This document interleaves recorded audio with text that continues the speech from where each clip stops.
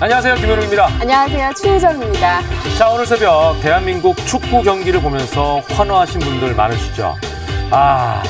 많은 분들, 아니 대부분의 분들이 독일에 패할 것이다라고 예상을 했지만 그 예상을 보기 좋게 깨고 피파 랭킹 1위인 독일을 2대0으로 통쾌하게 이겼습니다. 그렇습니다. 네. 아쉽게도 16강 진출은 실패했지만 많은 분들이 한국 축구의 희망을 보지 않았나 싶습니다. 네. 아무튼 여러모로 기쁜 오늘 아침도 다양한 소식 준비되어 있는데요. 먼저 생생한 실생활 정보 소개해드리는 톡톡 생활경제로 시작합니다.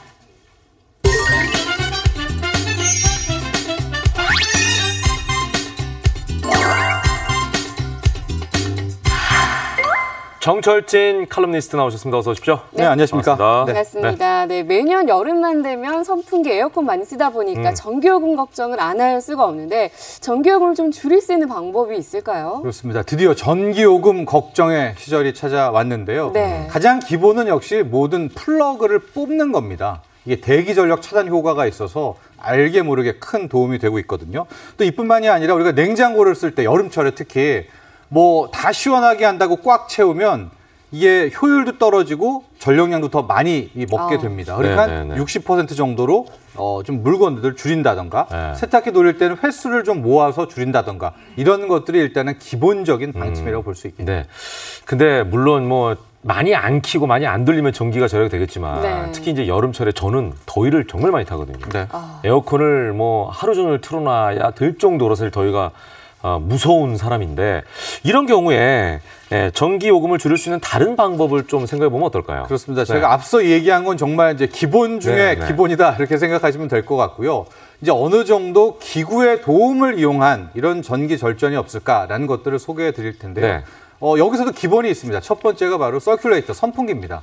항상 에어컨을 틀 때 반대편에는 선풍기를 비치해 두는 것이 이제 기본이고 요즘에 가장 인기를 좀 끌고 있는 게 전기 절전기라는 겁니다. 전기 절전기. 혹시 들어보셨습니까? 이게 뭐냐면 우리 콘서트 옆에 같이 설치를 하게 되는 건데요. 저렇게 우리가 이제 전력회사에서 공급하는 전류량은 어느 정도 이게 좀 그러니까 똑같이 동일하게 들어오지 않습니다. 많게 들어왔다가 적게 들어왔다가 많게 들어왔다 적게 들어왔다 이렇게 되거든요. 근데 저 전기 절전기를 설치하면 저런 것들이 쭉 일률적으로 전류량을 조절할 수가 있는 거예요. 그러니까 많이 들어왔을 때는 아꼈다가 적게 들어왔을 때는 저거를 쓰고라고 해서 이 전기 효율을 높이는 게 바로 전기 절전기인데 전기요금 같은 경우에 사용하신 분들의 얘기를 들어보면 최대 30%까지 아낄 수가 있어서 요즘에 불티나게 팔리고 있는데 문제는 좀 가격입니다. 저렇게 도움이 좀 되니까 좀 됩니다. 그래서 10만 원대에서 좀 좋은 전기 절전기는 40만 원대까지 있거든요. 근데 이제 전기 많이 쓰시는 분들은 한번 저 전기 절전기 고려해 보시면 좋을 것 같아요. 아니 한번 사고 오래 쓰면 그렇죠. 그만큼 뽑겠죠. 우리 표현으로. 그러니까요. 전기 절전기 굉장히 요금 절감에 좋을 것 같은데 또 다른 아이디어 제품도 있을까요? 그렇습니다. 이제 저런 절전기가 아니라면 가장 기본이 앞서 말한 것처럼 이제 플러그를 뽑는 건데요. 이게 너무나 쉽지만 대부분에서 하지 않는 뭐 그런 거여서 어떻게 하면 이 대기 전력을 차단할까 관련한 아이디어 상품도 많은데요. 첫 번째가 컨센트 타이머입니다. 타이머를 컨센트에 설치를 하게 돼서 이제 밤에는 뭐 틀어놓다가 출근할 때는 저 타이머가 딱딱 하면은 아예 전력이 차단되는 그런 방식이 있고 요즘에 멀티톱을 좀 구입해 보시면 알겠지만은 구멍이 4개라고 하더라도 하나에 딸깍딸깍 스위치가 나오고 있어요. 저거 지금 타이머 그림이 나오고 있어서 우리가 귀찮으니까 플러그를 안 뽑을 바에는 그 딸깍딸깍 버튼을 눌려서 개방은 멀티탭에서 하나하나 차단을 해라라는 게 있고 요즘에 또 하나 이제 좀 뭐 히트 상품처럼 나오는 게 이 우리가 꼽을 때 그걸 빼기가 싫잖아요. 그런데 옆을 싹 누르면 알아가지고 그 플러그가 쑥 빠지도록 하는 그렇게까지 설치를 해서 제발 좀 저 플러그를 뽑으세요라고 해서 원터치 버튼으로 눌러서 쏙 빠지게 하는 그런 아이디어 상품도 있으니까 좀 활용해 보시면 굉장히 좋습니다. 근데 이것도 귀찮다고 하시는 분들이 원격으로 제어가 가능한 플러그도 한번 세워보면 좋을 것 같고 뿐만 아니라 아예 전기를 사용하지 않는 제품이 있으면 더 좋지 않을까요? 네, 그렇죠. 전기를 사용하지 않으면 좋은데 요즘에 아파트, 그러니까 일반 주민들도 태양광 패널, 이 판넬을 베란다에다 설치를 하는 경우가 있거든요. 이제 저게 정부 이 도움을 받게 됩니다. 예. 정부 도움을 받게 되기 때문에 저 태양광 에너지를 활용할 수 있는 방법도 있거든요. 그래서 이렇게 저렇게 좀 찾아보시면은 뭐 정부 지원 얼마 같은 것들이 있어서 요즘에는 저런 일반 나오죠 화면에 이 가정집에서도 저런 태양광 패널을 이용해서 또 아르게 모르게 전기를 절약하고 있습니다. 예. 네, 다음 소식으로 넘어가 보겠습니다. 요즘 같은 장마철에는 특히나 피부, 관절 건강에 유의를 하셔야 하는데 최근에는 이 안마 의자에 계약이나 품질 같은 부분에 대해서 소비자 불만이 증가하고 있다면서요? 그렇습니다. 이게 굉장히 충격적인 뉴스였었는데요. 이제 한국소비자원이 지난 2015년부터 1분기부터 현재까지 안마 의자 관련한 여러 가지 분쟁 사례를 봤더니 무려 4,300건이 넘었습니다. 그러니까 연간 1,000건 정도가 지금 여기 화면에 나오고 있는 안마 의자 관련한 이런저런 분쟁이라고 하는데 충격적인 것은 뭐 AS가 잘못됐다, 뭐 계약이 뭐 이상하다, 나는 뭐 청약 철회하고 싶은데 안 된다 뿐만 아니라 골절이라든가 상해라든가 직접적으로 위해를 입혔다라는 그런 이제 사고 상담들이 굉장히 많이 나오고 있거든요.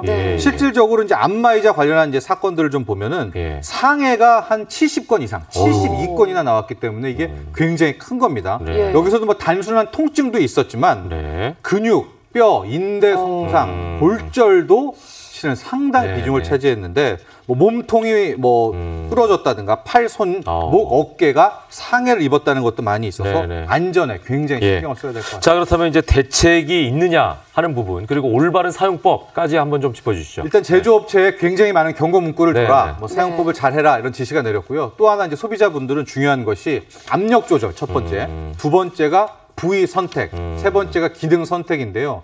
요즘 복잡합니다. 이것들을 세 가지를 확인하셔야 되고 무조건 오래 몇 시간 앉아 있는 거 좋지 않습니다. 30분 단위로 끊는 것이 좋다고 합니다. 뭐든지 적절한 게 좋습니다.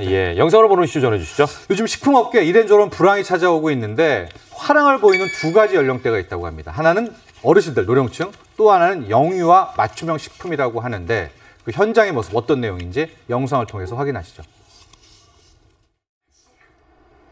9달 전에 태어난 아기를 위해 하루 3번 이유식을 챙기는 박정아 씨. 영양소를 골고루 갖추려고 노력하지만 모든 이유식을 직접 만들기는 쉽지 않습니다. 신선한 재료로 만든 이유식 제품들을 배달받기 시작한 이유입니다.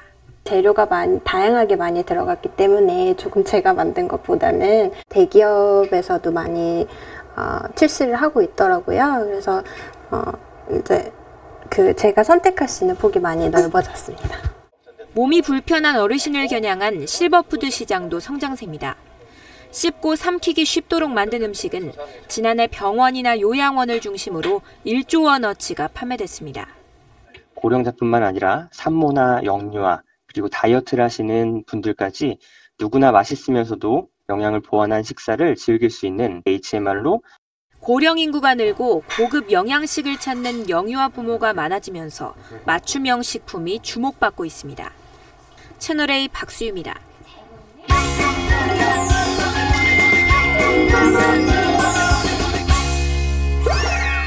차에 대한 모든 걸 알려드리겠습니다. 굿모닝 차차차 시간입니다. 오늘도 전승용 자동차 전문 기자 나오셨습니다. 어서 오십시오. 안녕하세요. 네, 반갑습니다. 오늘 친환경 자동차에 대한 소식 준비하셨죠? 예, 맞습니다. 친환경 차에 대한 관심은 세계적인 추세인데요.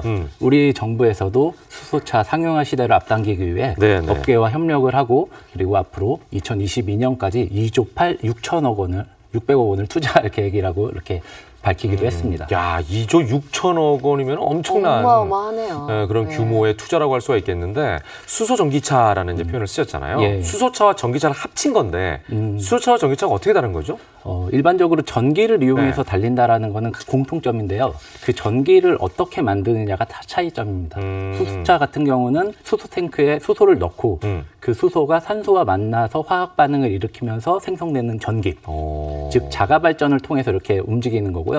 전기차는 휴대폰처럼 외부 전력을 이용해서 배터리를 충전을 하고 그 배터리에 충전된 전기를 이용해서 달리는 개념입니다. 근데 아무래도 충전하는 방식이다 보니까 우리가 왜 스마트폰도 방전이 되잖아요. 전기차라고 해서 그런 걱정을 안 할 수는 없을 것 같은데 어떻게 해야 맞습니다. 될까요? 전기차에서 가장 중요한 게 충전 문제인데요. 맞아요. 근데 충전소가 점점 늘어나고 있고요. 그리고 충전 기술이 발전하면서 충전 시간도 굉장히 짧아지고 있습니다. 그래서 급속 충전 같은 경우는 뭐 1시간에도 완충이 될 정도로 이렇게 빨라지고 있고요. 무엇보다 초기 전기차는 주행거리가 한 150km밖에 안 되는데 올해 나온 전기차는 400km까지도 달립니다. 그리고 주행거리가 늘어나다 보니까 이제 충전을 자주 하지 않아도 되잖아요. 그래서 충전에 대한 스트레스가 점점 줄어들고 있는 추세입니다. 예. 자, 그래서 오늘은요, 전기차에 대한 거를 여러분께 좀 자세하게 알려드리겠습니다. 전기차, 그것이 궁금하다. 네. 세 가지가 준비가 되어 있는데 첫 번째부터 한번 살펴볼까요? 네. 첫 번째는요. 비가 와도 탈 수 있을까? 아, 진짜 궁금하네요. 왜냐면 우리가 전기는요, 물로도 이게 통하잖아요. 예, 맞습니다. 그러니까 비가 오면 이거 위험한 거 아니야? 이런 생각 할 수 있을 것 같은데요. 제 주변에서도 감전에 대해서 걱정하시는 분들이 계시더라고요. 근데 다행히도 전기차에는 2중, 3중, 4중의 안전장치가 되어 있습니다. 일단 배터리 팩 자체가 굉장히 단단한 구조로 돼서 충돌해도 이렇게 훼손되지 않게 되어 있고요. 그리고 과충전을 막는 기능, 그리고 외부에서 꾸준히 모니터링을 하면서 배터리에 이상이 생기지 않는 식으로 이렇게 제어를 하는 기능이 있고요. 배터리 계통에 문제가 생겼을 때도 다른 ECU 등등 다른 제어 기능을 이용해서 배터리를 관리할 수 있는 그런 기능들이 들어 있습니다. 네, 지금 세차를 하는 경우에도 그러니까 안전하다는 얘기인 거죠? 그렇죠. 세차를 하거나 뭐 예를 들어서 뭐 여름에 집중으로 인해서 이렇게 침수가 될 경우도 있잖아요. 네, 맞아요. 예, 그럴 경우에도 그 배터리가 전력을 순식간에 낮춰서 이렇게 문제가 생기지 않도록 이렇게 하는 시스템이 다 들어 있습니다. 그러니까 전혀 문제가 없이 안전하다. 예, 그렇죠. 예. 자, 두 번째 넘어가보죠. 네, 두 번째는 맞아요. 이게 이제 전기를 충전해야 되니까 비싸지 않을까. 짚어봐야겠다. 사실 소비자들한테는 친환경보다는 얼마나 싸냐, 그렇죠, 저렴하나가 더 중요할 건데 일반적으로 전기차 그 완속 충전과 급속 충전이 있는데요. 그 완속 충전 같은 경우는 킬로와트당 73원 정도면은 이렇게 충전을 할 수 있고요. 그리고 급속 충전은 킬로와트당 174원이면은 충전을 할 수가 있습니다. 이게 어떻게 보면은 그 요즘에 400km를 달리는 전기차 같은 경우는 64kW의 배터리가 들어있는데 그 완속 충전을 하면 5,000원이면은 400km를 달릴 수 있다라는 거예요. 5,000원에 400km? 예. 이게 이제 일반 휘발유를 넣게 되면 엄청나게 들어가거든요. 휘발유 넣으면 요즘에 또 기름값도 올라가고 있죠. 10분의 1 수준이네, 진짜. 그렇죠. 5, 6만 원이 넘는 돈이 들어가는데 거의 10분의 1 정도면은 부산까지, 서울에서 부산까지 갈 수 있는 그런 주행을 할 수 있습니다. 굉장히 저렴하다. 예, 맞습니다. 볼 수가 있겠네요. 환경 비용 모두 다 잡았다고 볼 수 있겠네요. 세 번째는 어떤 내용이죠? 세 번째는 주행 중에 방전되면 어떻게? 진짜 이것도 예를 들어서 주유소는 많이 있는데 충전소는 아직까지 많지 않잖아요. 가다가 막 찾다가 예를 들어서 방전이 됐어요, 주행 중에. 그럼 어떻게 되죠, 이게? 일단 방전을 막기 위한 다양한 기술들이 들어 있고요. 그래요? 그리고 요즘에 전기차에는 주변에 있는 충전소가 어디 있는지를 알려주는 것도 있고요. 그리고 충전소에 있는 충전기가 지금 충전이 되고 있는지, 사용이 되고 있는지까지 알려주는 기술이 들어 있습니다. 그러니까 가기도 전에? 예. 어디 충전소가 있다라는 게 그 인포메이션으로 뜨고, 그다음에 그 충전소에 지금 충전을 하고 있는지, 자리가 비어 있는지, 이런 정보까지 한꺼번에 다 준다는 거예요? 충전 같은 경우는 오래 걸려서 괜히 갔다가 충전소기가 꽉 차 있으면 기다려야 되잖아요. 그러니까, 그래서 그런 것까지 상세하게 표시가 되고요. 그런 식으로 되어 있습니다. 일반적으로 환경부 홈페이지를 통해서도 자기 주변에 있는 충전소를 검색할 수 있고요. 미리 확인하고 있는 것도 좋을 것 같고요. 방전 걱정은 안 해도 될 텐데 그럼 이제 충전하는 방식이 궁금해요. 전기차 어떻게 충전할까요? PCR 보면서 한번 설명을 드리도록 하겠습니다. 네. 일반적으로 우리가 이렇게 셀프 주유를 하잖아요. 그 방식과 그렇게 크게 다르지 않습니다. 그래요? 그래서 충전기에 가면은 이제 충전 방식을 선택을 하고요. 그리고 회원카드를 선택해서 인증을 하고 저렇게 충전 단자에 그 케이블을 꼽으면 됩니다. 그 주유캡 열고 휘발유 주유하듯이 똑같이. 그러면은 충전 시간이나 예상 충전 시간, 뭐 배터리 잔량 등을 이렇게 정보를 표시를 해줍니다. 충전 방식이 의외로 이제 간단하다고 할 수가 있겠는데 충전 방식에서 회원 카드를 선택하고 인증하라라는 게 있잖아요. 전기차는 회원 카드가 필요한 건가요? 그 충전기 사업자가 각기 다르기 때문에 발생한 문제인데요. 그 회원 카드를 인증을 해야 충전을 할 수 있도록 했습니다. 그래요?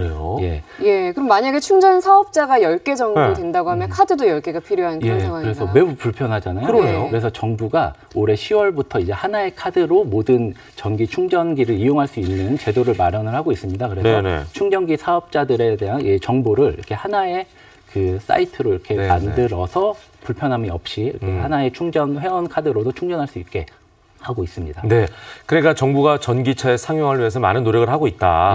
환경도 생각하고 사실은 나의 주머니도 생각하고 그렇죠. 아주 좋은 방법인 것 같습니다.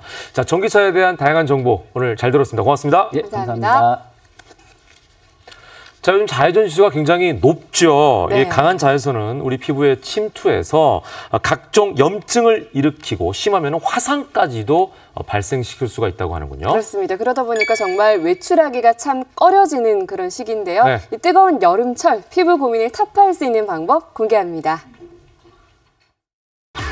무더운 여름, 점점 높아지는 온도가 우리 피부 건강을 위협한다? 피부 고민 타파하는 특급 비법 지금 공개합니다. 사계절 내내 피부 고민 제로. 피부 건강만큼은 자신 있다는 주인공을 찾아갔는데요. 이 수많은 사람 가운데 있답니다. 어디에 숨으셨나요? 못 찾겠다 꿀꿀 좀 알려주세요. 여기 춤추시는 분 중에 피부 굉장히 좋다고 하시는 분인데 누구지? 저 찾아오셨어요? 저 아니에요? 저 맞아요. 이분이세요.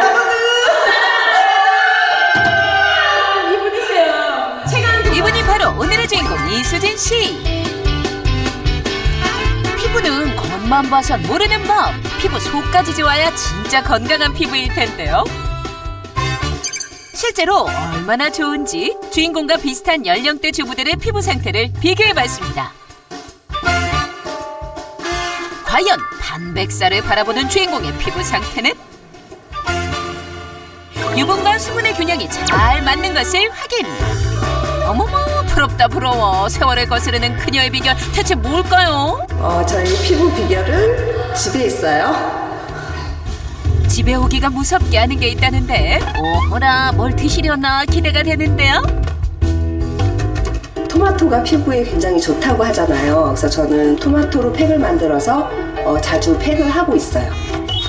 피부 미인은 비타민C가 풍부한 토마토를 피부에 양보한다는데요. 방법도 간단합니다. 토마토를 갈아준 후 밀가루를 넣고요. 여기에 특급 비법을 더한답니다. 뭐죠? 제 피부의 비결 비폴렌이에요. 벌 화분으로 더 알려져 있는 비폴렌이란 벌의 타액과 미세한 꽃가루가 뭉쳐 만들어진 덩어리인데요.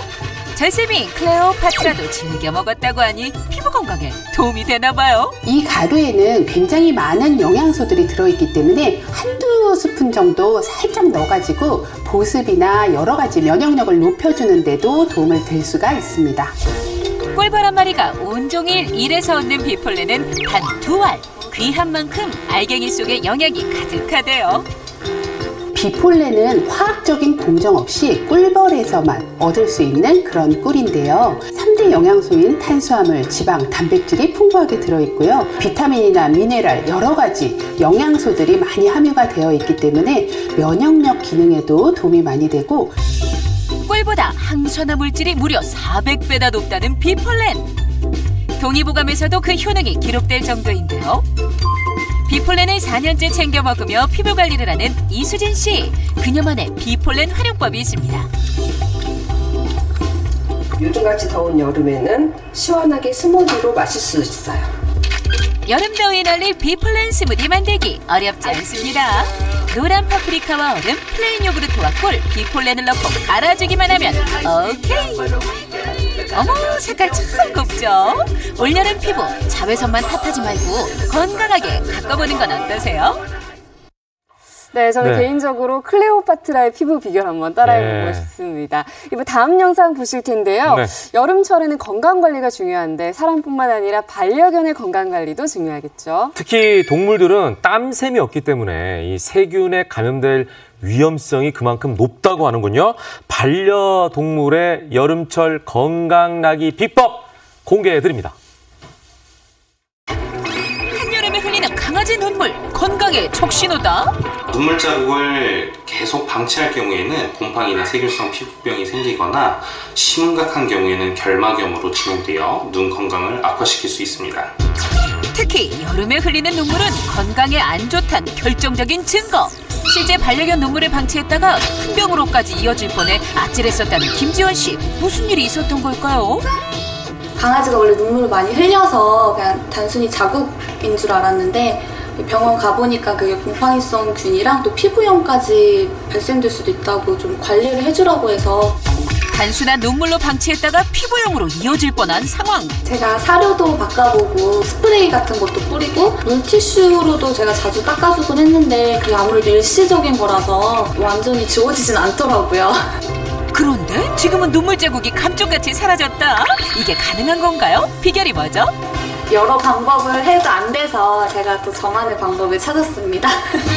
반려견의 건강을 되찾은 김지아 씨의 특급 노하우는? 이거예요. 지금 그게 뭐예요? 이건 제가 만든 천연 간식인데 이거는 연어고 이거는 소간이에요. 연어와 소간이 강아지 건강에 도움이 되나요? 소간은 철분이나 칼슘, 비타민 A가 풍부하여 눈 건강이나 빈혈 예방에 좋습니다. 연어 역시 비타민이나 단백질, 오메가3가 풍부하여 피부나 관절 건강에 매우 좋습니다. 소간은 눈에 좋아 천연 눈물 지우개로, 연어는 피부 건강을 지키는 데 탁월하다고? 과연 강아지도 좋아할까요? 배고파! 기다려! 오구구구 잘 먹네요. 이걸 어떻게 만들었대요? 강아지가 좋아해서 제가 매일 해주고 싶은데 바빠서 그렇게 하지는 못하고요. 고단백질에 강아지들이 좋은 영양분이 많이 들어있다고 해서 제가 편하게 이거 먹이고 있습니다. 반려견의 건강을 생각해 꼼꼼히 따져 고른 간식들. 실제로 모든 식품들이 고단백이라 건강까지 지킬 수 있다는데요. 정확히 어떻게 도움이 되는 걸까요? 단백질은 강아지 근육이나 세포 구성에 가장 우선시되는 성분입니다. 단백질을 급여하게 되면 강아지들의 성장 발달이나 면역력 향상에 매우 도움을 줄 수 있습니다. 100% 원재료로만 만들어졌다는 요 영양 만점 간식들. 방부제나 첨가물을 넣지 않고 만들기 때문에 더 건강하게 먹을 수 있다고요. 그럼 이 간식들은 대체 어떻게 만들게 됐을까요?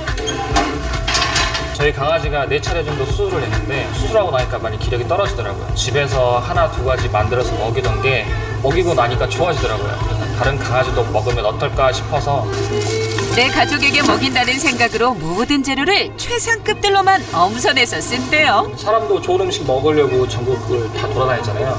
반려견들도 말은 못하지만 좋은 음식, 좋은 간식 먹고 싶어 할 거라고 생각을 해요. 그래서 제 자식에게 먹인다는 마음으로 전국에서 가장 좋은 재료들만 모아서 만들고 있습니다.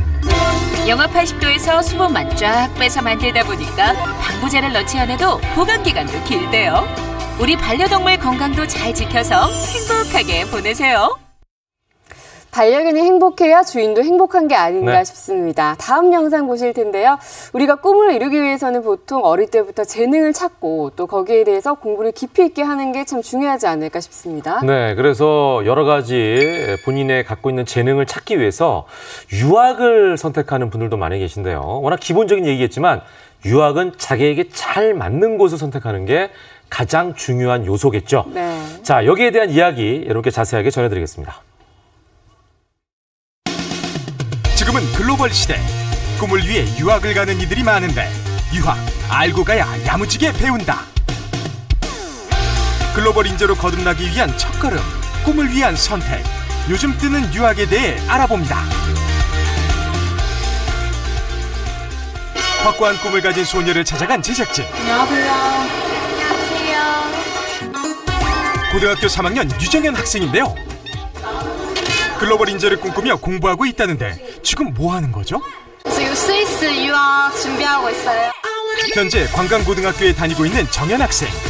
세계 무대에서 꿈을 펼치기 위해 스위스 유학을 결정했다는데요. 국내에 관광 호텔 관련 학과도 있는데 왜 스위스까지 가려는 거죠? 스위스가 관광과 호텔로 발달되어 있는 나라이기 때문에 이제 그곳에서 많은 배움을 통해 제가 또 역량 있는 호텔리어가 될 수 있을 거라는 생각이 들기 때문입니다. 최근 호텔리어를 꿈꾸는 학생들이 스위스를 주목하고 있습니다. 독일, 프랑스, 이탈리아 사이에 위치한 스위스가 유학 장소로 인기인 이유는 뭘까요? 스위스는 100년 전통의 호텔 교육에 대한 역사와 전통을 가지고 있는 나라입니다. 영어, 독일어, 불어, 이태리어 이렇게 다양한 언어를 사용하고 있기 때문에 영어뿐만 아니라 글로벌 리더로서 성장하는 데 있어서 다양한 언어적인 접근을 할 수 있게 좋은 환경을 갖추고 있고요. 스위스 호텔 학교의 위상은 전 세계가 인정할 정도. 그렇다면 스위스 유학 준비는 어떻게 해야 할까요? 지금 영어가 특화가 돼 있는 그런 관광고를 졸업을 했잖아. 그래서 영어가 지금 어느 정도 준비가 돼 있다는 게 너무 강점인 것 같아. 그러니까 스위스 같은 경우에는 불어나 독일어 같은 그런 제2외국어가 많이 사용이 되니까 불어를 좀 주당 한 2회 정도 해가지고 한 2-3개월 공부를 해가면 도움이 더 많이 될 것 같아. 저는 현재 스위스 유학 중인 김병현 학생을 만나 경험담을 들어봤습니다. 기본적으로 식음료 서빙 연습하고 직접 해보고 뭐 요리도 할 때는 하고 이제 2학년 때는 조금 더 심화해서 객실부서 하우스키핑, 프론트 오피스, 컨셔지 이런 거 좀 배우면서 이제 기본적인 회계, 마케팅 좀 심플하게 가고 있는 편이고요. 유학생활 3년 동안 다양한 언어와 글로벌 마인드를 배웠다는데요. 좋은 퀄리티를 가지고 있는 학교라고 들었기 때문에 도전을 하게 됐고요. 그곳에서 배우면서 공부만이 아닌 실무적으로도 같이 하다 보니까 좀 더 몸에 빨리 습득을 할 수 있고 다른 친구보다 좀 더 앞서 나간다는 느낌을 받아서 매우 좋은 것 같습니다. 스위스 유학 덕에 해외 취업까지 했다는 분도 있는데요. 안녕하세요. 저는 홍콩에 있는 옥성호텔에서 일하고 있는 송창은 매니저라고 하고요. 글로벌 호텔리어로 활약한 지 어언 10년 차라는 송창훈 씨. 해외 취업에 대한 조언이 있다면 어떤 게 있을까요? 한국 사람들은 시키는 거 잘하는 거 되게 잘하거든요. 외국 문화가 섞인 뭐 홍콩이나 아니면 싱가포르 이런 데서는 워낙 좀 글로벌한 약간 이런 마인드로 수평적인 관계가 많이 있기 때문에 좀 적극적으로 자기가 능동적으로 해야 되는 부분이 많거든요. 내가 의견을 내고 내 생각도 해서 이렇게 해야지 살아남을 수 있는 것 같아요. 이곳에서 일할 때 어려운 점이 있으셨어요? 결국은 이제 다 현지 사람들이고 하기 때문에 좀 외로움을 좀 잘 견뎌야 될 것 같아요. 독립적인 좀 자세가 있어야지 좀 해외생활 적응하는 데 좋고 일도 더 잘할 수 있고 하는 것 같습니다. 경험에서 우러나온 선배의 조언이죠. 스위스 유학 후 한국에서 승승장구한 분도 있습니다. 250. 바로 우리나라를 대표하는 한옥호텔의 총지배인인데요. 고객들이 찾는 곳, 주로 찾는 곳은 항상 여기에서 빠지지 않게끔 손님이 밀박하고 나면은 챙겨가기도 하고 보려고 가져가기도 하니까 채워줄 수 있게끔 좀 해주고요. 스위스 호텔 학교를 제가 졸업하면서 많은 부분 시야도 넓혀졌고 그냥 수업하고 강의하는 그런 시스템이 아니라 꼭 인턴십을 해야 되는 그 학부 과정을 보면서 지금 호텔 업무를 하기 위해서는 인턴십이라는 게 필수였는데 한국에서는 이런 부분이 좀 부족했지 않나 이런 생각을 하고요. 다시 한국에 돌아와서 이제 매니저로서의 역할을 하면서 많은 부분 큰 도움이 됐던 것 같습니다. 후배들의 본보기가 되는 조달 총지배인, 호텔리어를 꿈꾸는 이들에게 해주고 싶은 말이 있다는데요. 꼭 본인들의 목표를 갖고 갔으면 좋겠습니다. 본인의 향후 목표가 어떻게 되는지 목표의식을 갖고 그 목표를 달성하기 위해서 자기가 무엇을 해야 될지 그게 바로 유학이고 또한 스위스 호텔 학교고 아니면은 해외 요새 호텔 학교라고 하면은 전 적극 추천을 하는 거고요. 유학에 대한 막연한 기대감은 NO! 철저한 공부와 계획이 필요하다는 점을 꼭 기억하셔서 목표하는 꿈에 조금씩 다가서길 바랍니다.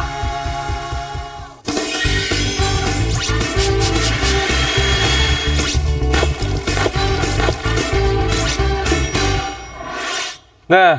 자, 주부들을 위한 알짜배기 정보를 전해드리겠습니다. 네. 살림구단 엄지척 시간인데요. 자, 한국인의 건강을 위협하는 대표적인 질병, 비만, 당뇨, 고혈압, 고지혈증 등등등 우리는 이거를 성인병이라고 합니다. 잘못된 생활 습관으로 생기는 병들이라고 할 수가 있겠죠. 그렇습니다. 네. 그래서 오늘 성인병 걱정하는 분들 주목하시면 좋을 것 같습니다. 오늘의 주제 공개합니다. 오늘의 주제, 성인병 예방하는 착한 밥상입니다. 그렇습니다. 자, 오늘도 맛있는 요리를 해주실 토니오 셰프 나오셨고요. 그리고 네, 전영주 박사님도 함께 하셨습니다. 안녕하세요. 반갑습니다. 네, 어서 오십시오. 반갑습니다. 네, 요즘 같은 장마철에 특히나 이 성인병을 주의해야 하는 이유가 따로 있을까요? 장마와 성인병 어떤 연관이 있을까요? 어떤 연관이 있을까요? 그러니까 우리가 예전에는요 성인병으로 많이 알려져 있었는데 최근에는 대사증후군, 생활습관병으로 이렇게 얘기를 하고 있거든요. 근데 이제 장마철이 되면은 덥고 막 습도까지 높아지니까 결국 몸에 생리적인 장애가 생겨요. 그럼 생활하면서 보면은 비만, 당뇨, 혈관계 질환들이 정말 많이 생기고 있는데요. 이제 이러한 질환들이 결국 연관이 되면서 한 번 걸리면 평생 동안 치료가 안 되는 맞아요. 그런 질환이 되는 거고 합병증을 유발하면서 이제 악화되면은 사망까지 이를 수 있어서 예방에 신경을 쓰셔야 된다는 거죠. 그러니까 미리 예방하는 게 중요하고 혹시나 있는 분들도 그걸 좀 감소시켜야 될 필요가 있을 것 같아요. 개선을 하셔야 되는 어떻게 거죠. 해야 됩니까? 생활습관병, 이 성인병에 나쁜 음식을 피하고 좋은 음식을 드셔야 되는데 결국은 식습관이 가장 중요하다는 기본이네, 거예요. 기본. 예, 그러면 이번에는요, 우리가 과연 어떤 음식을 피해야 할지 하나하나 한번 살펴보도록 하겠습니다. 성인병을 유발하는 음식. 예, 첫 번째. 와, 이건 뭐 많은 분들이 좋아하는 패스트푸드 저도 좋아하는데요. 그렇죠, 햄버거, 피자. 패스트푸드. 그렇죠. 우리 모두가 이제 좋아하는 건데 이 패스트푸드를 먹다 보면 좀 짭짤해요. 그러니까 소금이 많이 들어가 있죠. 또 이제 밀가루가 들어가 있어서 탄수화물의 섭취량이 많아지고 또 거기에 고지방 그러다 보니까 이제 고열량이 되는 거니까요. 결국 이제 이러한 식품들을 즐기다 보면 자꾸 먹다 보면은 성인병을 유발하면서 이제 악순환이 반복된다는 거죠. 그러네요. 역시나 패스트푸드가 문제였네요. 예. 다른 음식이 나오길 바랬는데 어쩔 수 없네요. 두 번째 한번 가보겠습니다. 우리가 많이들 먹고 있는 음식인데 두 번째는요 커피도 그러네. 근데 믹스 커피네요. 그렇죠. 패스트푸드 먹고 나서 커피 한잔 하잖아 우리. 맞아요. 필수로 따라가야 되는데 이제 블랙 커피 말고 믹스 커피를 말하는 건데, 믹스 커피. 예, 커피 안에 들어있는 이제 크림과 설탕이 많아서 이 커피 안에 크림이 오히려 대사가 안 되고 몸에 축적이 될 수 있어요. 설탕은 이제 혈당을 높여줘 버리니까 비만이나 당뇨를 유발하는 원인이 될 수 있겠죠. 근데 뭐 한두 잔 먹는 건 괜찮고 어떤 분들 왜 5잔, 6잔 드시고 엄청 밥은 안 먹었는데 왜 살이 찌는 거야 그러신 분들 계시거든요. 그러니까 너무 이제 많은 양을 드시는 거는 피하셔야 된다는 거죠. 네, 마지막 세 번째는요? 네, 세 번째 음식은요? 아이고 디저트네 디저트. 정말 맛있는 거죠.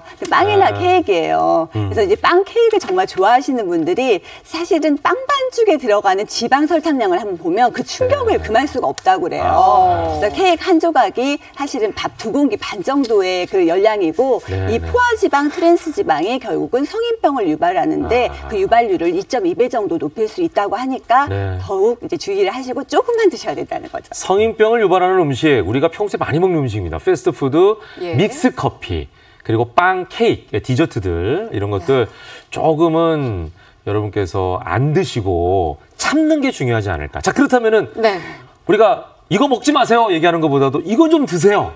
이렇게 얘기하는 게 더 중요하잖아요. 그러니까 우리 생활습관병, 성인병에 좋은 식품을 드셔야 되는데요. 지금이 딱 제철이어서 그 맛이 정말 올라있고 영양이 듬뿍 담겨져 있는 식품이 있어요. 바로 오징어예요.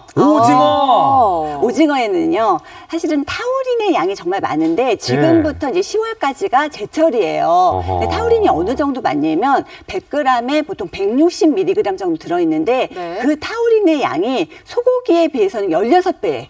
그리고 우유보다는 47배나 많은 양이 들어있거든요. 근데 이 타우린이 이제 피로 해소에 좋다고 알고 있는데 그뿐만이 아니라 혈관의 청소부라고 불려요. 그러니까 나쁜 그 혈관의 물질들을 다 제거해 주면서 또 오징어는 저지방 고단백의 대표 식품이기 때문에 비만이신 분들 또 당뇨이신 분들께서도 걱정 없이 드실 수 있는 그런 좋은 식품입니다. 아니 그리고 이 오징어가 여태까지는 금징어라고 너무 비싸요. 불릴 정도로 굉장히 비싼 가격에 팔렸거든요. 그런데 여러분들 주목하십시오. 만약에 오징어를 사야 된다면 바로 지금입니다. 왜죠? 지금 적기예요. 왜냐하면 제철일 뿐만 아니고요. 오징어 가격이 평소에 비해서 30% 정도나 떨어졌다고 그러니까 여러분들 부담이 덜하겠네요. 네, 방송 끝까지 보시고요. 바로 마트로 달려가세요. 그래야겠네요. 자, 제철 식재료 오징어. 거기다가 가격이 좀 떨어졌다라고 하니까 잘 보시기 바랍니다. 자, 오징어를 고르는 팁도 있겠죠? 당연히 있죠. 오징어 같은 경우에는 해산물이기 때문에 상하기가 쉬워요. 그래서 그 상하지 않은 것, 그 상한 것들을 구분할 줄 아셔야 되는데요. 일단은 오징어를 손으로 만졌을 때 점액이 아주 많이 묻어나지 않는 것.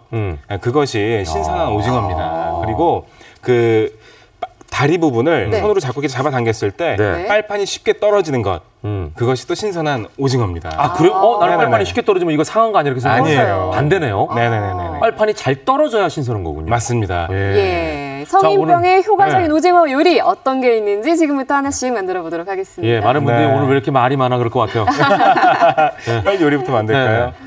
먼저요, 이 오징어 요리 가지고 오늘 다양한 요리를 할 건데요. 이 요즘에 그 여름철이고 하니까 휴가들 많이 가시잖아요. 휴가 다녀오셨나요? 아, 우리는 어떻게 가요? 요즘 매일 생방을 하는데. 아, 그렇죠. 네. 휴가 못 가시겠네요. 매일 생방하고 보면서 그런 거 물어봐요. 네. 제가 대신 한번 할게요. 다녀오세요. 그럴까봐 안 가는 거예요.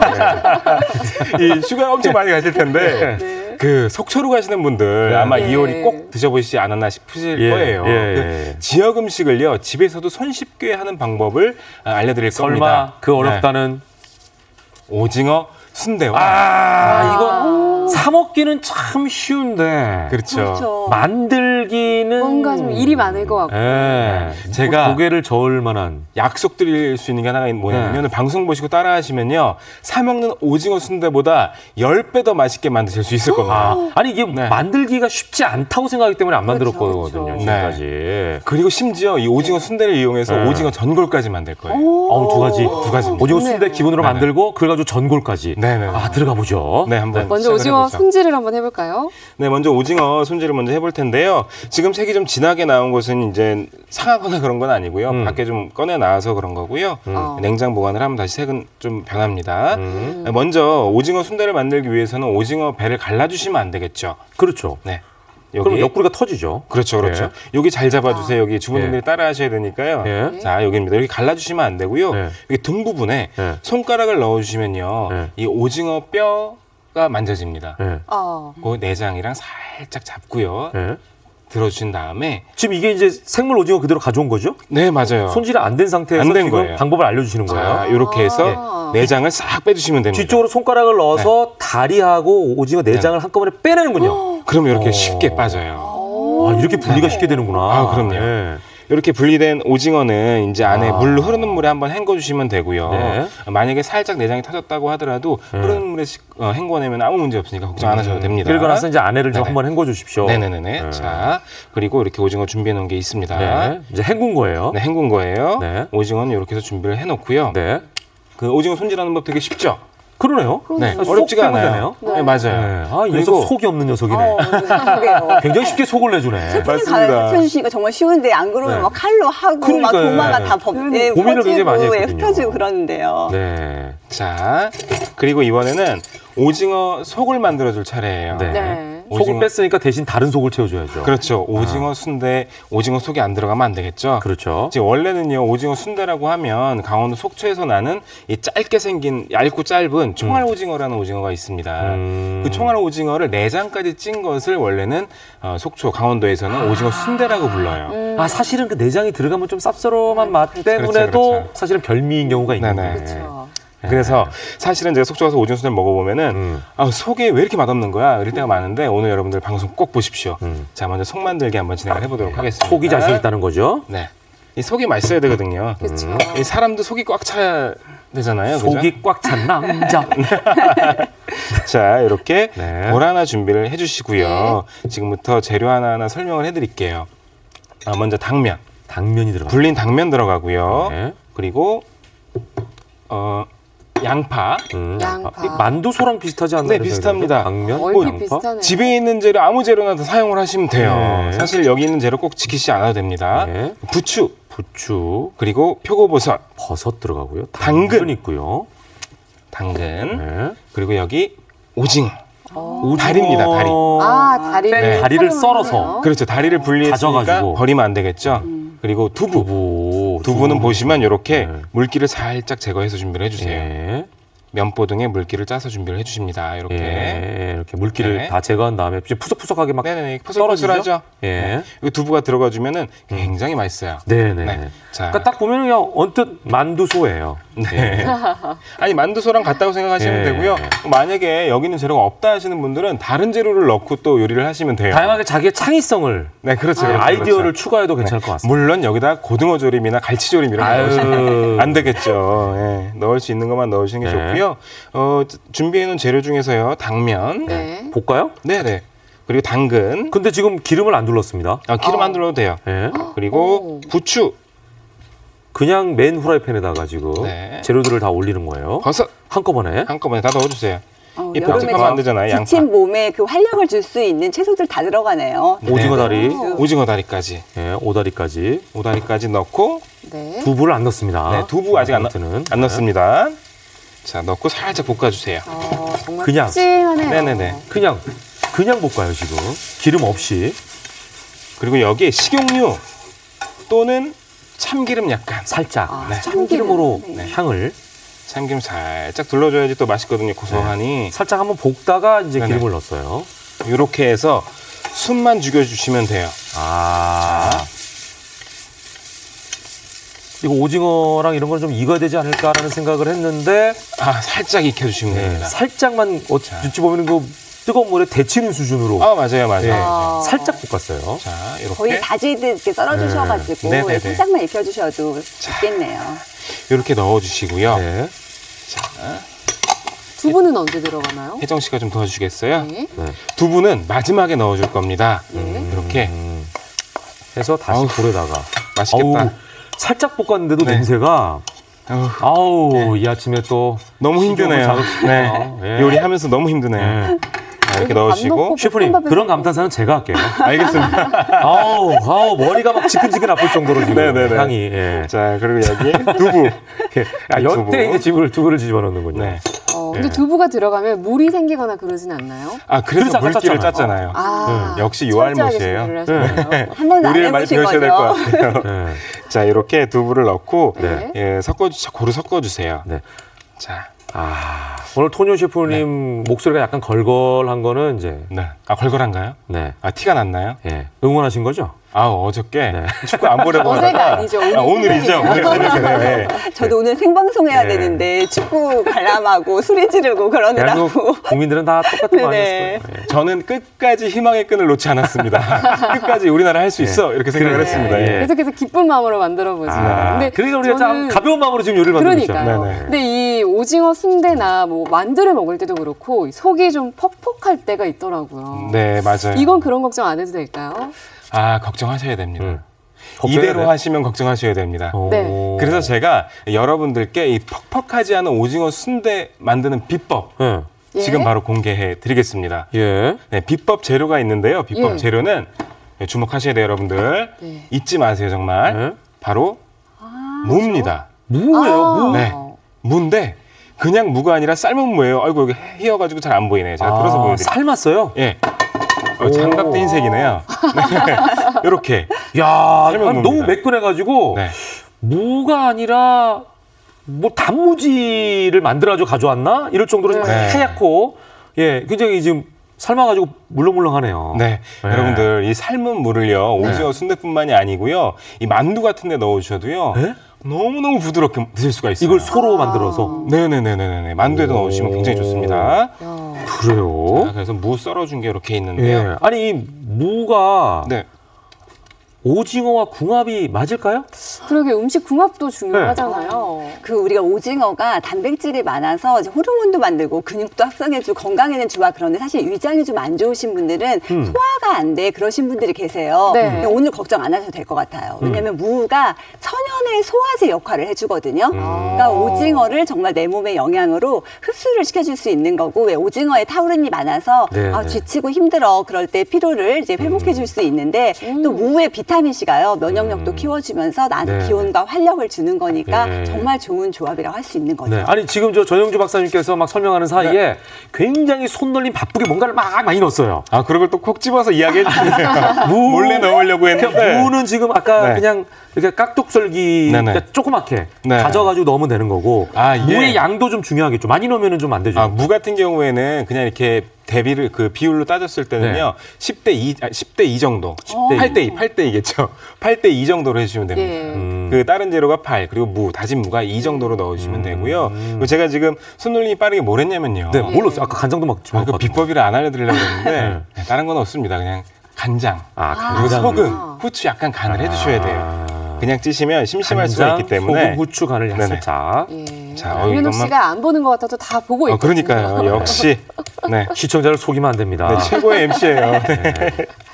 자, 이렇게 소가 지금 완성이 됐어요. 소를 완성을 했습니다. 이렇게 소를 완성을 해주셨으면요 이제 속을 채워주실 차례입니다. 여기다 집어넣는 거죠.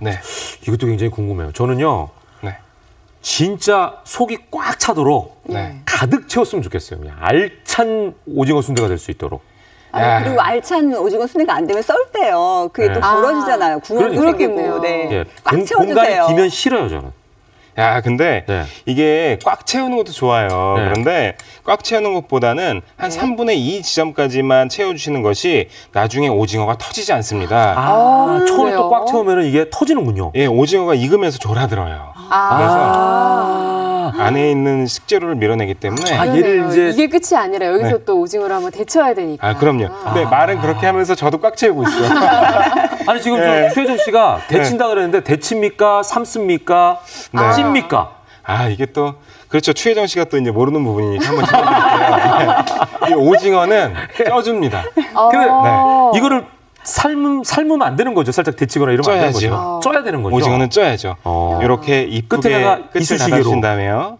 나무꼬지 같은 것들을 고정을 시켜주신 다음에요. 그러니까 위에가 이렇게 다물어지려면은 얘가 공간이 좀 있어야겠네요. 살짝 있어야 돼요. 이걸 바로 찜통에다가 찜통에 넣어주십니다. 찜통 준비되어 있습니다. 자, 뚜껑 한번 열어주세요. 자, 찜통에 이렇게 한 마리만 넣으면은 정 없으니까 제가 하나 더 준비를 해왔어요. 이렇게. 2마리. 이렇게 넣고 닫겠습니다. 얼마 걸리죠? 이렇게 넣고 사실은 시간을 좀 정확하게 해주셔야 되는데요. 7분에서 8분 정도, 7분에서 8분 정도 쪄주시면 됩니다. 지금 시간이 8시 47분. 생방송이라는 게 팍팍 티가 나죠? 네, 그러니까요. 8분이면 50 한 5분 정도. 네, 그렇죠. 50 한 5분 정도에 여기 다 완성이 되겠네요. 55분 정도에 열어보도록 하겠습니다. 그때. 그럼 그동안 우리 뭘 하죠? 우리 그동안 또 우리 오징어 전골 만들었으니까요. 이번에는 오징어 순대를 만들었으니까요. 오징어 전골 한번 만들어 보도록 할게요. 이분이 축구 보느라고 잠을 좀 덜 주무셔가지고. 한번 기분 좋은 실수인데요. 자, 전골 재료를 준비하면서 또 기다려보죠. 알겠습니다. 저희가 먼저 이제 팬 같은 것들을 살짝 옆으로 좀 치워주시겠어요? 이거 치울게요. 자, 그러면 이거 치울 동안에 잠깐만요. 오징어 순대 이제 찌기만 하면 나중에 썰면 되는 거잖아요. 썰기만 하면 돼요. 그럼 오징어 순대를 만드는 레시피를 다시 한번 정리를 해드려야죠. 다음으로 들어갈게요. 확인해 보시죠.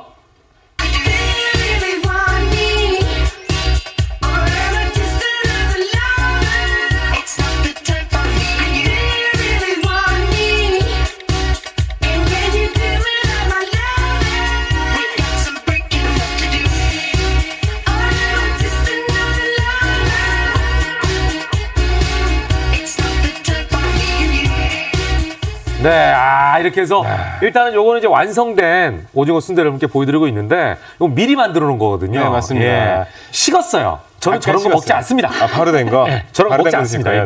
미리 삶아놓은 거기 때문에 저희는 좀 이따가 생방 중에 55분 정도에 이걸 썰어가지고 직접 여러분께 보여드릴게요. 네, 근데 그 전에 궁금한 게 있는데 이 오징어 순대를 꼭 이런 여름철에 먹어야 되는 이유가 있을까요? 여름철에 좀 우리가 지치고요. 또 입맛도 사라지시는 분들도 있잖아요. 근데 이제 오징어에 들어있는 그 필수 아미노산들이 이제 면역력도 키워지면서 원기 회복에 도움이 될 수 있고 지금 속재료에 건강에 좋다고 하는 채소들 각종 그 식품들이 들어갔잖아요. 그러니까 비타민, 미네랄들이 면역력도 높아지면서 또 나한테 기운도 주고 활력도 주니까 우리가 오징어 순대 여름에 한번 만들어서 꼭 활용해 보셨으면 좋겠어요. 저도 오늘 가서 한번 해보려고요. 이런 오징어 순대 전골로 이 오징어 순대로 만든 전골은 또 얼마나 더 맛있을지 기대가 되는데 순대 자체만으로도 정말 맛있는데 저는 오징어 순대 전골은 처음 들어봤어요. 저도요. 이 전골 기가 막힙니다.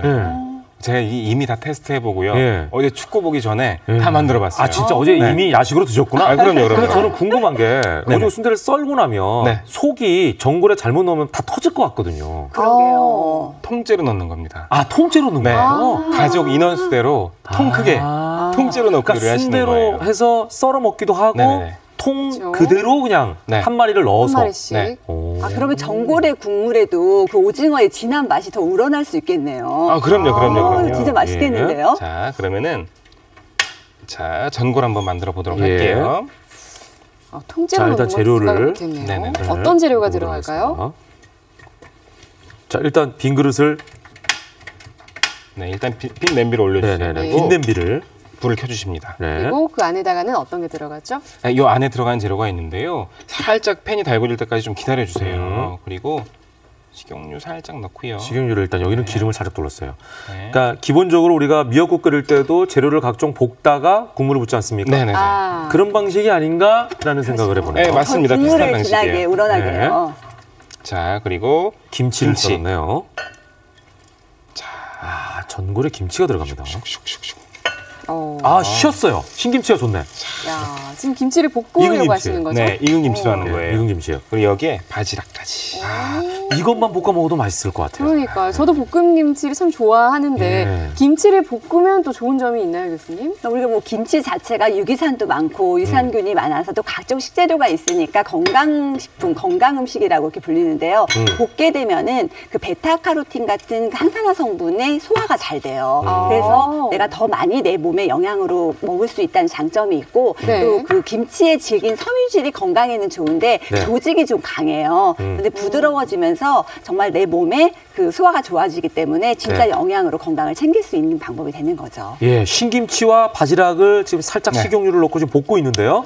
여기다가 그냥 밥을 넣으면은 굉장히 맛있는 볶음밥이 될 것 같습니다. 그럼요. 예, 맞습니다. 그냥 딱 보다 보니까 그냥 다른 아이디어들이 막 떠오르네요. 맞아요. 냄새가 너무 좋으니까. 그러니까 여러분들 보시면서 계속 응용하시면 돼요. 그리고 소금 간 살짝 해주시는 게 좋아요. 살짝. 살짝.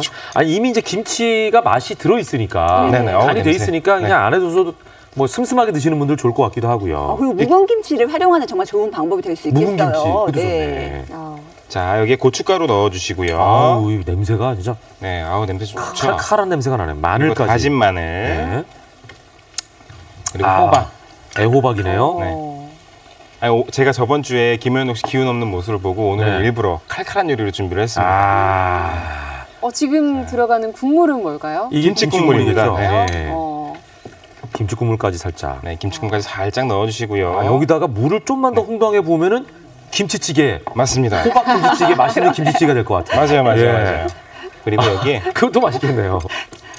지금 뭐 다양한 요리가 지금 아이디어가 나오네요. 여기다가 오징어 들어갑니다. 오징어. 이거 진짜 이거는 그냥 오징어 순대를 찌기 전에 거를 그냥 넣어도 되겠네요. 왜냐면 어차피 삶아지니까. 맞아요. 미리 만들어 두시고 냉동실에 보관하셔도 되고요. 냉장실에 보관하셔도 됩니다.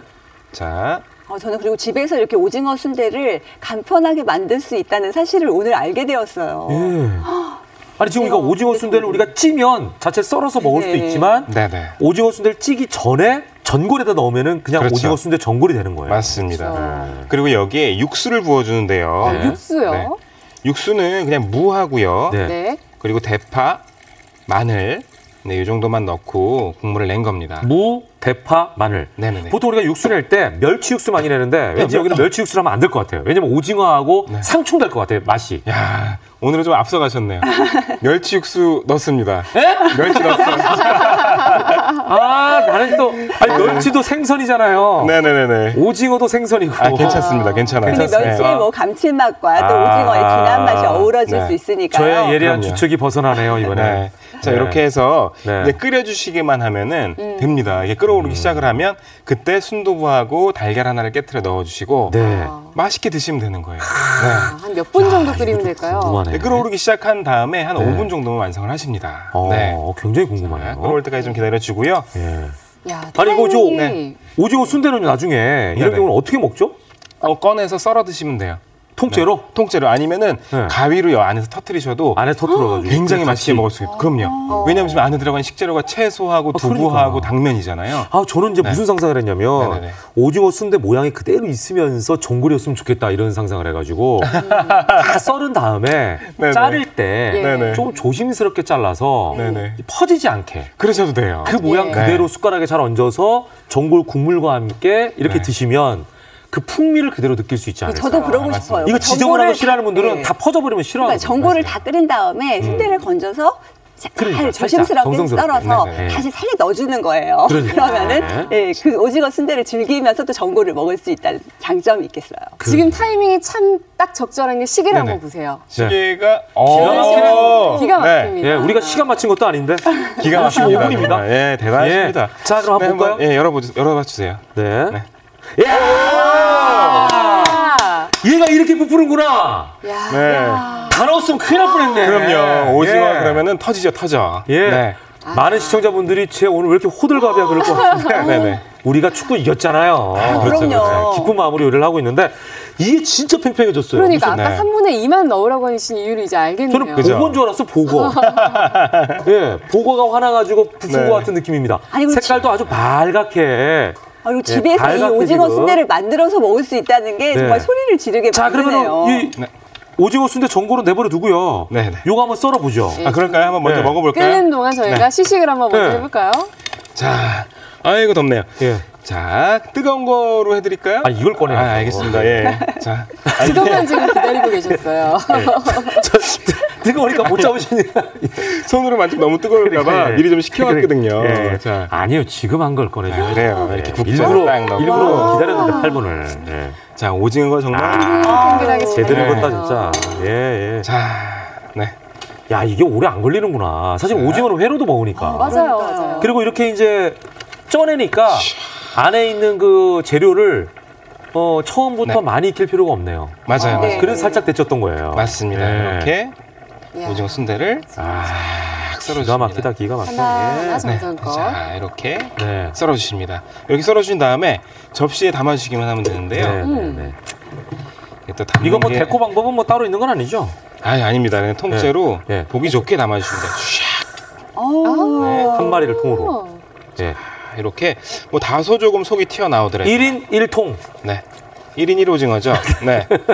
자, 이렇게 한 접시에 한 마리씩 탁 해주시면 자, 이거 이제 제가 한번 먹어보겠습니다. 예. 뜨겁지 않으실까요? 네. 아니, 그 정도는 감수해야죠. 간장 준비돼 있어요. 간장. 아니요, 그냥 먹을 거예요. 이렇게 뜨거울 해가지고 텐데. 요게 왜냐면은 속이 빠지면 안 되니까 숟가락에다 이렇게 네. 얹어가지고 제가 방법까지 다. 아우, 뜨거울 텐데. 덜 썰어졌네. 그래요. 이렇게 식탁에 오른 오징어 순대를 보면 가족들이 정말 행복 가득하시겠어요. 먼저 안 주고. 자.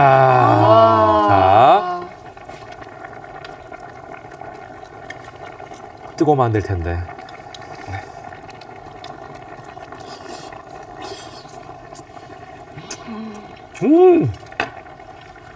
아니, 세 분 표정이 왜 그러시는 거예요? 간장 안 찍어도 돼요. 아까 속에 간을 약간 하셨잖아요. 간이 맞아요. 간이 맞고, 야, 이게 진짜 한 7, 8분 정도 되니까 오징어가 쫄깃쫄깃하네요. 너무 맛있죠? 그리고 아까 안에 오징어 다리도 넣으셨잖아요. 네네네. 식감이 너무 즐거워요. 네, 맛있죠. 몸통하고 다리하고 식감이 약간 다르거든요. 성공했습니다. 네. 여러분들도 성공하실 수 있습니다. 자, 너무 맛있어요. 맛있어요. 오징어 순대 정말 맛있게 준비를 했고요. 이번에 오징어 전골 한번 제가 간을 봐드리도록 하겠습니다. 항상 전골 같은 국물 요리 같은 경우에는 완성하기 직전에 간을 좀 보셔야 돼요. 그렇죠. 요리하는 분들은 이거 또 팔팔할 것 같은데. 속이 확 트이실 것 같아요. 네, 성공적인가요? 네. 아니, 저는 이 국물이 많이 쫄아서. 네네네. 짜면 어떡하지 이런 생각을 했는데 안 짜네요. 짜지 않게. 김치가 안 짠 김치네요, 이게. 그리고 여기에 끓을 때 파를 마지막으로 파 넣어주시고요. 그리고 순두부입니다. 순두부를 마지막에 준비한 순두부를. 이거는 뭐 제대로 된. 자, 순두부도 너무 부숴서 넣어주시면 재미없어요. 통으로 이렇게 넣으시면. 그렇죠. 이래야 이제 먹음직스럽죠. 보기에도. 그렇죠. 풀어지지 않게. 오늘 저녁 식탁에 꼭 올려보셔야 될 것 같네요. 우리 시청자분들께서 한번 활용하셔가지고. 지금 아침에 우리가 알려드리고 있는데 저녁밥까지 걱정을 하고 계십니다. 오늘 삼시세끼 요리를 다 알려드렸네요. 순두부만 넣으면 좀 아쉬울까봐 지금 계란까지 준비하신 거죠? 알겠습니다. 제가 재료 뭐 하나 빠뜨릴까봐 옆에서 긴장을 하고 있더라고요. 항상. 저희가 완벽하게 만들어 먹어야 돼요. 어머? 자, 기분이 신혼 같다. 그래. 자, 그래서 이렇게 재료 챙겨주고 달걀 하나 이렇게 넣어주시고요. 끓여주시면 한 스푼 끓여주시면 완성입니다. 한번 드셔보시죠. 이거를 오징어 순대 전골이라고 해야 될까요? 오징어 순대 순두부찌개라고 해야 될까요? 정확한 표현은 오징어 순대 순두부 전골입니다. 이렇게 되는 거예요. 끓이다가 완성된 모습입니다. 자, 저희가 이제 이걸 이제 뜰 동안에 자, 이 레시피도 좀 여러분께 다시 한번 공개해드리겠습니다. 레시피로 확인해 보시죠.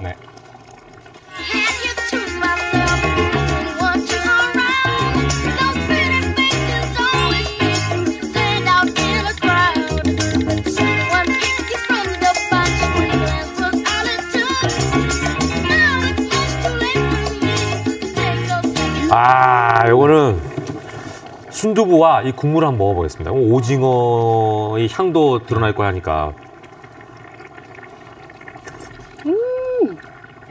역시 이 전골은 진리예요. 네, 뭐든지 갖다 놓고 끓이면 거기다 이제 오징어 이런 게 다 들어가 있으니까. 아우, 맛있게 잘 드시네요. 순두부까지 기가 막히네요. 예.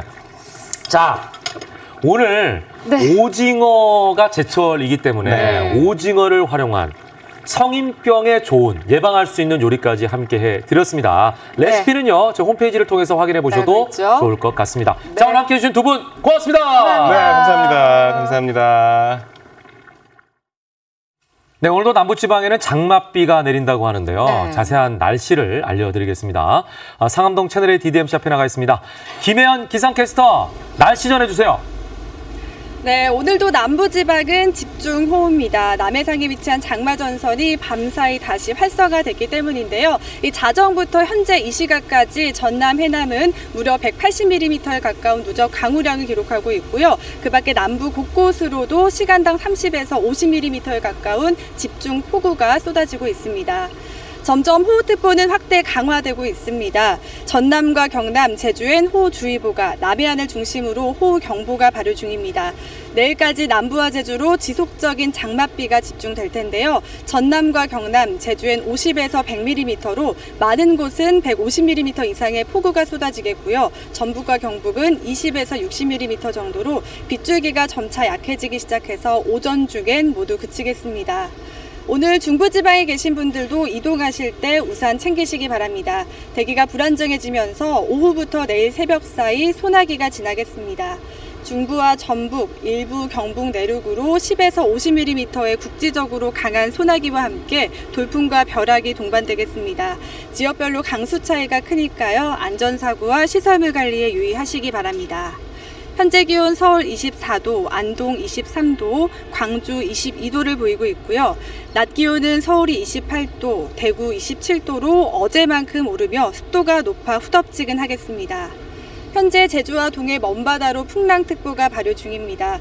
당분간 바닷물 높이도 높은 기간이니까요. 특히 많은 양의 비가 예보된 남해안은 만조시 저지대 침수 피해 입지 않도록 주의하시기 바랍니다. 장마전선은 이번 주 내내 남쪽에 걸쳐 있어 남부지방을 중심으로 비가 내리고 그치기를 반복하겠습니다. 이후 토요일부터 월요일엔 장마전선이 다시 북상하면서 전국으로 장맛비가 내리겠습니다. 어제부터 남부지방은 많은 양의 비로 인해 각종 피해가 일어나고 있습니다. 산사태나 저지대 침수 피해 없도록 다시 한번 주변 시설물 점검 꼼꼼하게 하시기 바랍니다. 지금까지 상암동에서 굿모닝 날씨 전해드렸습니다. 생방송 함께했습니다. 김현욱의 굿모닝 6월 28일 목요일 순서를 마칠 텐데요. 우리 태극전사들이 29일에 귀국한다고 하죠. 정말 최선을 다해서 국민들에게 희망을 안겨준 우리 태극전사들을 여러분께서 따뜻한 마음으로 함께 맞이해 주시길 기원하겠습니다. 네, 기다려지네요. 저희도 내일 아침도 8시에 더 알찬 내용으로 찾아뵙겠습니다. 오늘도 행복한 하루 만드시기 바랍니다. 고맙습니다. 감사합니다.